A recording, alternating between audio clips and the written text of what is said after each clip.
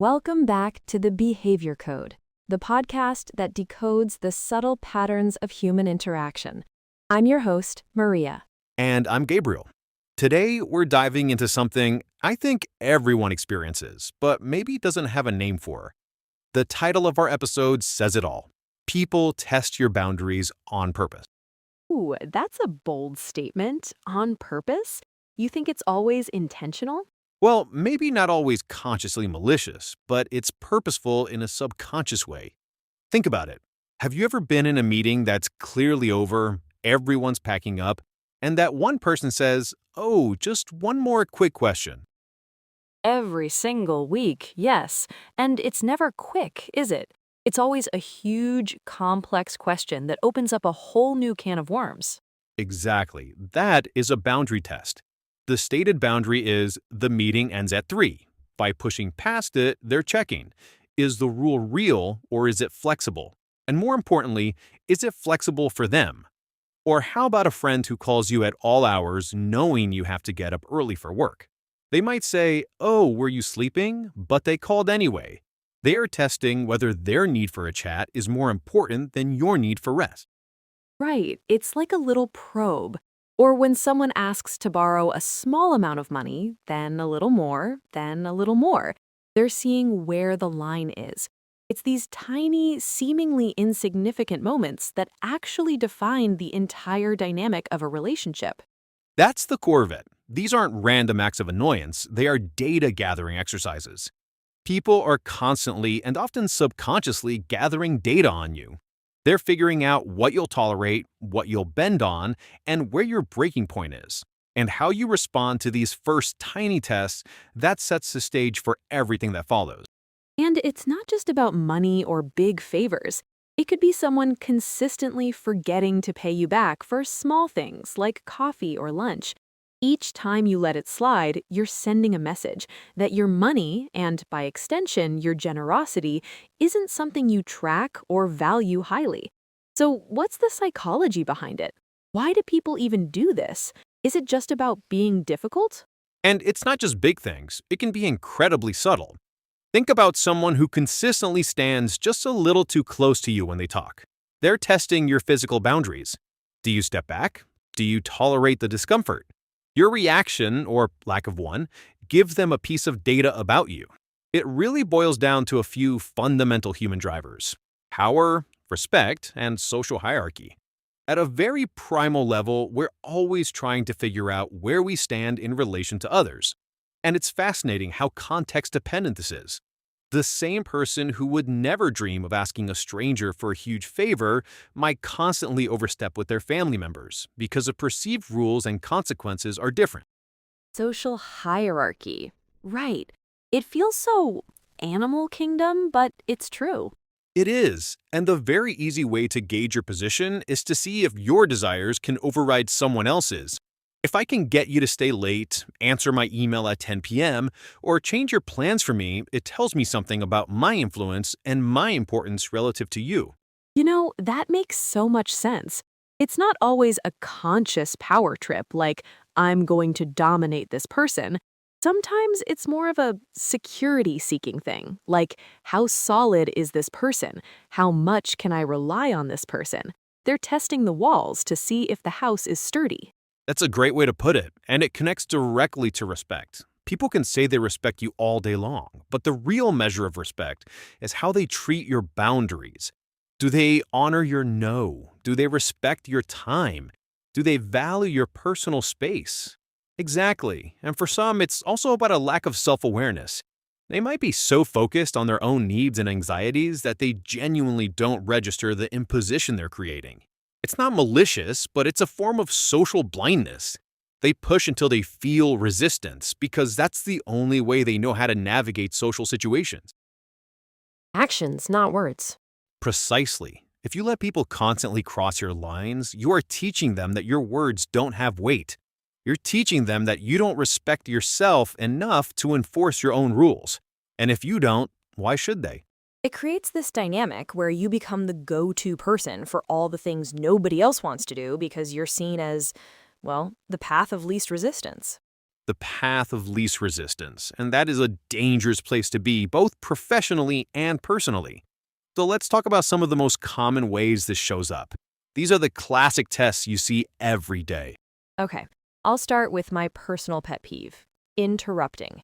When you're in the middle of a sentence, making a point, and someone just talks right over you. A classic. The subtext there is, what I have to say is more important than what you are currently saying. It's a direct challenge to your value in that conversation. Exactly. And if you just stop talking and let them take over, you've accepted that premise. You've just told them, you're right, your point is more important. Okay, another one, consistently showing up late. We all have days where traffic is bad, but I'm talking about the person who is always 5, 10, 15 minutes late. Oh, for sure. The message there is my time is more valuable than your time. I am comfortable making you wait. It's a power move, even if it's disguised as being disorganized. How about asking for increasingly demanding favors? It starts small. Hey, can you grab me a coffee? Then it's, can you cover my shift? And before you know it, it's, can you help me move this weekend with your truck? And also, can you drive my cousin to the airport? Totally. That's the foot in the door technique in real life. They get you to agree to something small so you feel psychologically committed to saying yes to the bigger things. It's a sales tactic people use on their friends. One more that's really insidious, teasing. Specifically, the kind of teasing that hits a little too close to home, and when you react, they say, "What? I'm just joking. Can't you take a joke?" That's the worst. It's a way to say something insulting, but with a get out of jail free card. They're testing to see if they can disrespect you and get away with it by framing it as humor. And if you object, you're the one with no sense of humor. It's a total flip of accountability. Right. And all of these, the interrupting, the lateness, the favors, the teasing, they're all probes. They're all little experiments. Let's shift this to a place where these tests are constant, the workplace. Yes, the professional world is a minefield of boundary tests. A big one is being asked to take on extra work that falls outside your job description. The, hey, you're so good at this, could you just quickly help out with blank? And it's framed as a compliment. You're the only one I can trust with this. But what it really is an attempt to get free labor or to offload a task someone else doesn't want to do. It tests your boundary between my job and not my job. Then there's the last-minute request, the email or the tap on the shoulder at 5:59 p.m. on a Friday. I really need this by Monday morning. Oh, the drive-by delegation. Yeah, that's a huge one. It's a test of your personal time. Are you willing to sacrifice your weekend because of their poor planning? They're basically trying to make their emergency your problem. And it ties into the broader issue of email pressure, the expectation that you're always on, always available. Receiving an email at 9 p.m. and then a follow-up at 9:30 asking if you saw the last email? That one drives me crazy. It completely erodes the concept of work-life balance. Your home is supposed to be your sanctuary. Your off time is supposed to be yours. But that little notification, that expectation, it's a constant low-grade intrusion into your private life. It's testing whether your entire life is available to the company. It is, and if you answer that 9 p.m. email, you've just set a new precedent. You've taught them that the workday doesn't end at 5. You've moved the goalposts on your own time. And this isn't just in the workplace, right? It gets even more intense in our personal relationships. Oh, absolutely. The stakes feel higher, and the tactics can be much more manipulative. Okay, let's talk about the big one, emotional pressure, using guilt to get what you want. The classic, if you really loved me, you would, or after all I've done for you. That is a massive boundary violation. It's essentially saying your feelings and needs are invalid if they conflict with my desires. It weaponizes the relationship itself to force compliance. It's a test to see if you'll abandon your own needs to soothe their feeling. It's so manipulative, and it works so often because we're wired to want to preserve our relationships. We don't want to be seen as uncaring or ungrateful. Another powerful and damaging one is the silent treatment. When someone is upset and instead of communicating, they just shut down. They refuse to talk to you, to acknowledge you. Right, it's punishment. It's psychological warfare, honestly. They're creating a vacuum of affection and communication, and the implied message is, you will get this back when you do what I want. It's a test of how much emotional discomfort you can withstand before you break and give in. It's incredibly controlling. A healthy boundary for communication is we talk through our problems. The silent treatment violates that by saying, I have the unilateral power to shut down all communication. What about privacy boundaries? Things like a partner demanding to know your passwords or going through your phone. A huge test. The boundary is that you are an individual with a right to privacy, even in a partnership. When someone demands access to your private world, they're testing that. They're asking, does my insecurity trump your right to autonomy? If you give in, you're telling them it does. Okay, so we've identified all these tests, these subtle and not so subtle ways people push against us. It can feel overwhelming. So the big question is, how do we respond? This is the critical part. And the first rule, the golden rule, is to respond, not react. A reaction is emotional, instinctive. A response is calm, deliberate, and strategic. That's so hard to do in the moment, though. When someone talks over you, the impulse is to get louder or to get angry. It is, but that's what they often expect. It escalates a situation and makes you look like the emotional one. Instead, try a calm response. For the interrupter, you can just hold up a hand slightly and say, hold on, I'd like to finish my point. And then you just keep talking, calmly. I like that. It's not aggressive, it's just assertive. What about for the bigger things, like the last-minute work request on a Friday? Short, clear answers are your best friend. You don't need a long, elaborate excuse. That just gives them something to argue with. A simple, unfortunately, I won't be able to get to that before Monday is perfect. That doesn't work for me. That's another good one. It's polite, but it's a full stop. You're not justifying, you're not apologizing, you're just stating a fact. It doesn't work for you. Exactly. And then there's the most important piece of the puzzle, consistency. You cannot enforce a boundary one day and let it slide the next. That just teaches people to be persistent. It teaches them that your no is really a maybe. It's like training a pet in a weird way. You have to be consistent with the rules, or they'll never learn. If you keep saying, that doesn't work for me, every single time they ask you to stay late, eventually they'll stop asking. You're retraining them. You're retraining their expectations of you. For the really persistent people, you can use the broken record technique. They ask, you say, I can't do that. They ask again, trying to guilt you, you just repeat, calmly. As I said, I can't do that. You don't engage with the manipulation, you just restate your boundary.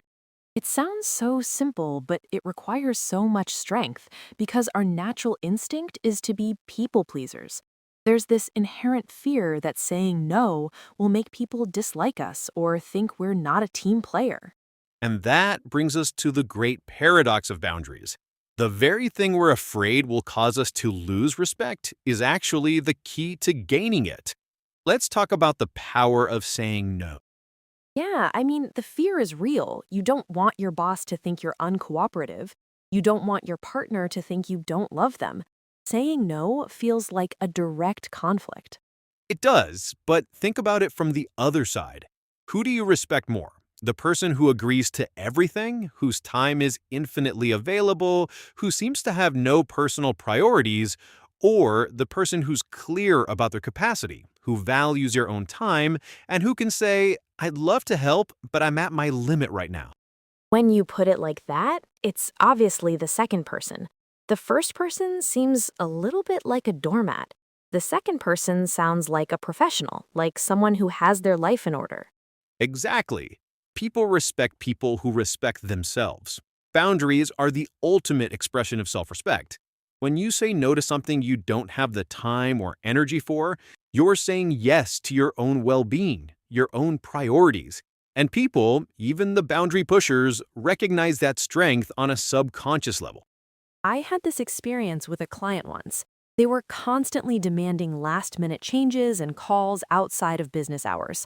I was so afraid to push back, thinking I'd lose them. Finally, I couldn't take it anymore. I sent a polite email outlining my office hours and my policy on revisions.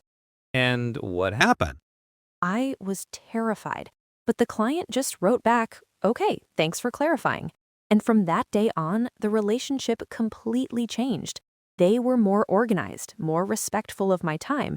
They treated me like a valued expert, not a 24/7 service provider. My saying no actually made them value my yes more. That's the perfect illustration. Your yes has no value if you can't say no. When your no is a real possibility, your yes becomes a conscious choice, a genuine commitment. And people, even the boundary pushers, recognize that strength on a subconscious level. So, really, setting boundaries isn't about pushing people away. It's about teaching them how to have a healthy relationship with you. 100%. Which brings us to our final thought. As we wrap up, I think the most important takeaway is that your boundaries, they are not minor preferences. They are the blueprint for your life. The blueprint for your life. I love that because they really do determine everything. They determine how much time you have for yourself, for your hobbies, for your family. They determine the quality of your relationships. They determine the level of respect you command at work and in your personal life. And ultimately, they determine your success and your happiness. If your life feels chaotic, stressful, and like you're constantly putting out fires for other people, the first place to look is at your boundaries, or your lack thereof. And it's so important to remember that this isn't about being confrontational or unkind. In fact, clear boundaries are a form of kindness. It's kind to yourself because you're protecting your peace and energy, and it's kind to others because you're being clear about your expectations. No mind games, no resentment, just clarity. Will said. Unspoken expectations lead to resentment. Clear boundaries lead to respect. So, the challenge for everyone listening is to identify one small boundary you can start enforcing today. Maybe it's not answering work emails after 7 p.m.